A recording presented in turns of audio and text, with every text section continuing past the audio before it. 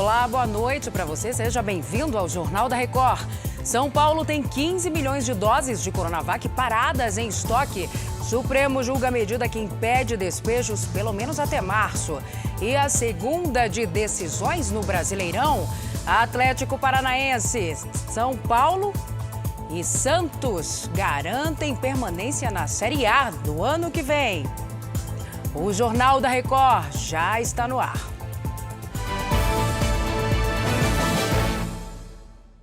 Oferecimento Bradesco. Descubra suas emissões de carbono pelo app.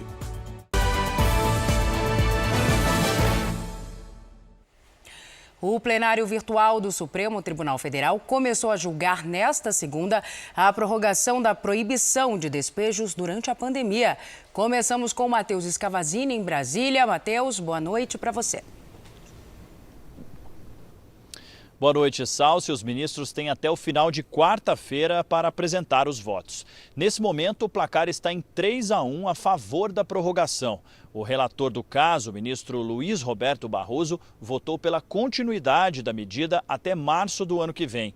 Os ministros Edson Fachin e Gilmar Mendes acompanharam o voto do relator. Já o ministro Ricardo Lewandowski votou contra. Os ministros avaliam uma liminar concedida por Barroso, que proíbe desocupações, reintegrações de posse ou despejos de famílias em vulnerabilidade social. O Congresso aprovou uma lei que estende o prazo até o fim deste ano. Mas como a pandemia ainda causa impactos, o Supremo voltou a analisar a questão. Salsi. Muito obrigada, Matheus. O número de focos de queimadas na Amazônia de janeiro a novembro caiu em comparação com o mesmo período do ano passado. O Vitor Gouveia explica melhor estes dados direto de Manaus. Vitor, boa noite. Olá, Salsi. Boa noite a você e a todos que nos acompanham. Os dados são do Instituto Nacional de Pesquisas Espaciais, o INPE. Nos primeiros 11 meses deste ano, foram quase 73.500 ocorrências de queimadas na Amazônia, contra quase 99.700 focos em 2020, uma redução de 26%.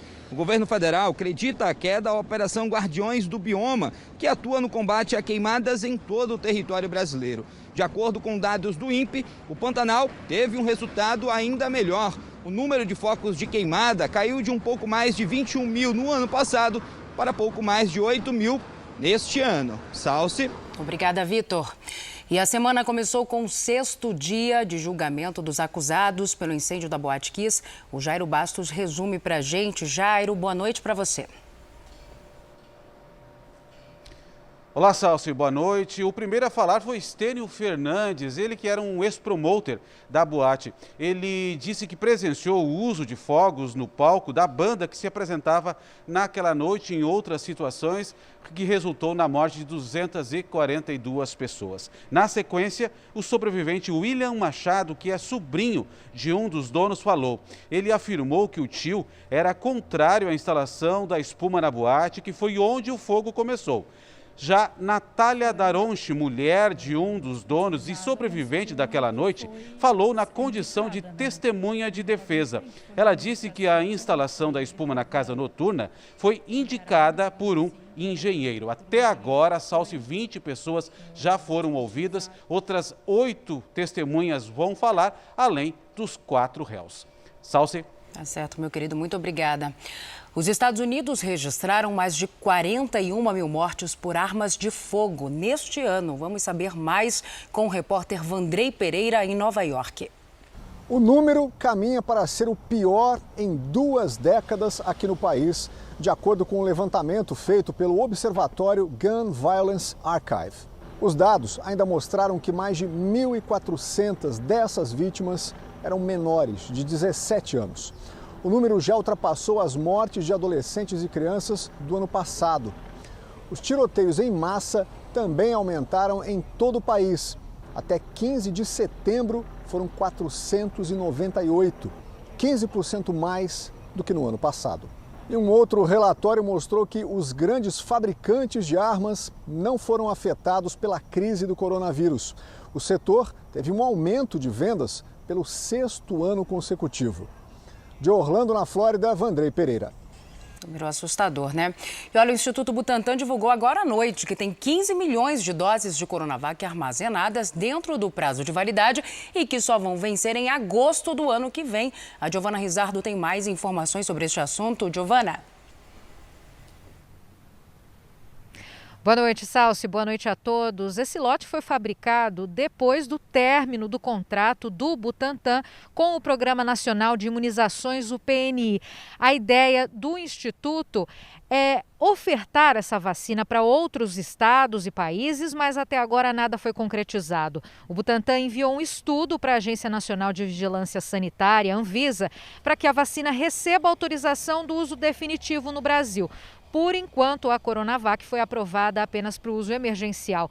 O imunizante é usado em crianças e adolescentes na China e também no Chile, mas por enquanto aqui no Brasil ainda não foi autorizado para este público. Salsi. Muito obrigada, Giovana, pelas informações. Israel registrou 10 casos da variante Ômicron num único dia. Com isso, sobe para 21 o total de infectados com a nova cepa no país. A correspondente Bianca Zanini atualiza os números da pandemia por lá. As infecções foram identificadas em pessoas que voltaram da África do Sul, Reino Unido, Estados Unidos e Emirados Árabes Unidos. De acordo com o Ministério da Saúde israelense, 13 desses pacientes estão totalmente vacinados. Pelo menos 20 casos suspeitos ainda aguardam resultado.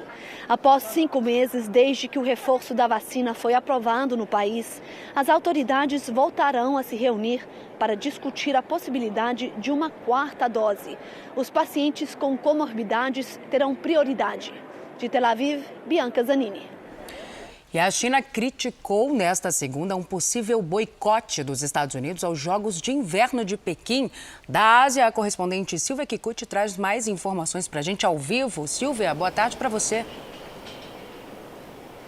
Olá, Salsi. Boa noite para você e a todos que nos acompanham.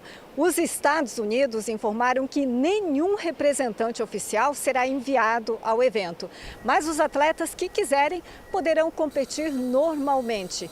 O boicote é pressionado por ativistas e parlamentares que protestam contra violações aos direitos humanos da China, incluindo o genocídio contra uma minoria muçulmana. Os apelos ao boicote se intensificaram depois do desaparecimento da tenista Peng Shuai, que acusou um importante ex-integrante do governo chinês de agressão sexual. A China condenou a decisão norte-americana e disse que deve adotar contramedidas. Os Jogos Olímpicos de Inverno de Pequim serão realizados entre 4 e 20 de fevereiro do ano que vem. Salsi. Obrigada, Silvia. E agora o futebol, 6 jogos fecharam a penúltima rodada do Campeonato Brasileiro. O Sport venceu a Chapecoense no jogo entre os 2 times já rebaixados. O Cuiabá ganhou do Fortaleza e precisa de um empate na última rodada para continuar na primeira divisão. Quem já se garantiu foi o Atlético Paranaense, que empatou sem gols com o Palmeiras, e 2 clubes paulistas que nunca caíram para a Série B. No Morumbi, São Paulo e Juventude fizeram uma decisão para fugir do Z4. Rigoni cruzou na cabeça de Luciano, que fez 1-0 para o tricolor. O segundo gol também foi pelo alto. Douglas defendeu a cabeçada de Luciano e Caleri aproveitou o rebote. O Juventude diminuiu no segundo tempo com um sorriso. Mas 5 minutos depois, o zagueiro Miranda fez o lançamento e Luciano marcou de novo. Final, São Paulo livre do rebaixamento 3, Juventude ainda ameaçado 1. No Maracanã, Santos também se garantiu na Série A do ano que vem. Após boa jogada de Marcos Guilherme, o xará Marcos Leonardo fez o único gol do jogo. O Flamengo, vice-campeão, teve a chance de empatar, mas Gabigol, revelado pelo Santos, desperdiçou o pênalti. Final, Flamengo 0, Santos 1. E na briga por vaga na pré-Libertadores, o Internacional saiu na frente do Atlético Goianiense com o Yuri Alberto de peito. Mas no fim do primeiro tempo, Baralhas arriscou de fora da área e deixou tudo igual. E logo depois, Arnaldo cruzou para Janderson virar o jogo. Final, Internacional 1, Atlético Goianiense 2. Esta edição do Jornal da Record termina aqui. Outras informações no Fala Brasil, às 8h30 da manhã. Você fica agora com o programa Entre Linhas. Uma ótima noite para você. Cuide-se. Tchau.